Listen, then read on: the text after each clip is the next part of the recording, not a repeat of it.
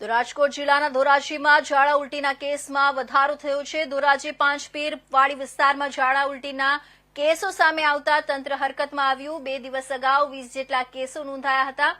અત્યાર સુધી કુલ 30 કેસ ઝાડા ઉલટીના નોંધાતા તંત્ર દોડતું થયું છે। આરોગ્ય વિભાગ દ્વારા પાંચપીર વાડી વિસ્તારમાં ઘરે ઘરે જઈ સર્વે હાથ ધરવામાં આવ્યો। આરોગ્ય વિભાગ દ્વારા પીવાના પાણીના સેમ્પલ લઈ અને લેબમાં તપાસ અર્થે મોકલવામાં આવ્યા। ધોરાજી નગરપાલિકાની પીવાના પાણીની પાઇપલાઇનમાં ભૂગર્ભ ગટરનું પાણી ભળી જતા રોગચાળો ફાટ્યો। ધોરાજી સિવિલ હોસ્પિટલમાં 15 દર્દીઓ અને ખાનગી હોસ્પિટલમાં 15 દર્દીઓને સારવાર અર્થે ખસેડવામાં આવ્યા। 5 જેટલા બાળકોને પણ ઝાડા ઉલટી થતા તેમણે પણ ધોરાજી સિવિલમાં અને ખાનગી હોસ્પિટલમાં સારવાર અર્થે ખસેડવામાં આવ્યા। કુલ 14 વ્યક્તિના સેમ્પલ લઈ અને રાજકોટ પીડીયુ મેડિકલ કોલેજ ખાતે રિપોર્ટ અર્થે મોકલી આપવામાં આવ્યા। હાલ 2 વ્યક્તિને કોલેરાનો રિપોર્ટ પોઝિટિવ આવ્યો।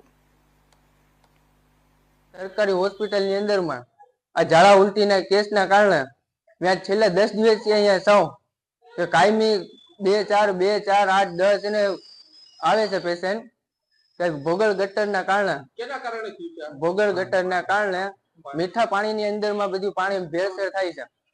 આ ઝાડા ઉલટીની બધી છે બધી કે અત્યારે જે અમારા કાર્યકર્તા છે વોર્ડ નંબર 2 ને 3 ના સુધરાય સભ્ય તો કોઈ અત્યારે આવતું નથી કે અહીંયા જ્યાં ત્યાં કચરો પડ્યો હોય છે।